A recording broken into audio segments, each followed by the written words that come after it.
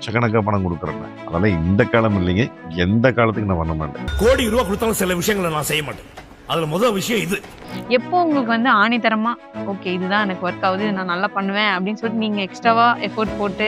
நிறைய பேர் வந்து ஒரு ப்ரொமோஷன் பண்ணிட்டு இருக்கிறாங்க. ரொம்ப நாளாக யோசனை பண்ணி ஃபர்ஸ்ட் ஒரு ப்ரொமோஷன் பண்ணினேன். எங்கள் அண்ணன் சொன்னார், இந்த மாதிரி நேர்மையான வழியில் நம்ம சம்பாதிக்கணும் அப்படின்னா எது வேணாலும் பண்ணலாம், அதுக்கு தவறான வழிக்கு நீ போக வேண்டாம். ஃபஸ்ட்டு என்னோட வீடியோ பயங்கர ஹிட் ஆகி இன்னைக்கு நான் நல்ல திருப்பூர் இதானது வந்து பார்த்தீங்கன்னா காசா கிராண்டுன்னு சொல்லி நான் வீட்டுக்கு ப்ரொமோஷன் பண்ணிட்டேன். அண்ணா இட்டன் சொன்னேன், அப்படியே இன்னைக்கு தமிழ்நாடு ஊரை இன்னைக்கு நீ பயங்கர ஃபேமஸாக இருக்கிற அப்படின்னா அந்த காசா கிராண்ட் விளம்பரம் வந்து அவ்வளோ ரீச் ஆயிருக்கு. உன் விளம்பரத்தை பார்த்து நானே வாங்கினேன் அப்படின்னு சொன்னார் அந்த இடத்துல வீடு. இதை வந்து நீ ப்ரொமோஷன் அப்படிங்கிற வார்த்தையை ஒரு நாள் கூட நீ நினைக்கிறது, மற்ற யார் என்ன சொன்னாலும் இந்த காதல் இந்த கடவுள் போயிட்டு ஒரு விஷயத்தை இந்த இடத்துல இருக்குது அப்படின்னு காமிக்கிறது ஒன்ற வேலை.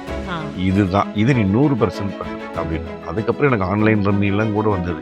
லட்சக்கணக்காக பணம் கொடுக்குறேன். அதெல்லாம் இந்த காலம் இல்லைங்க, எந்த காலத்துக்கு நான் பண்ண மாட்டேன்.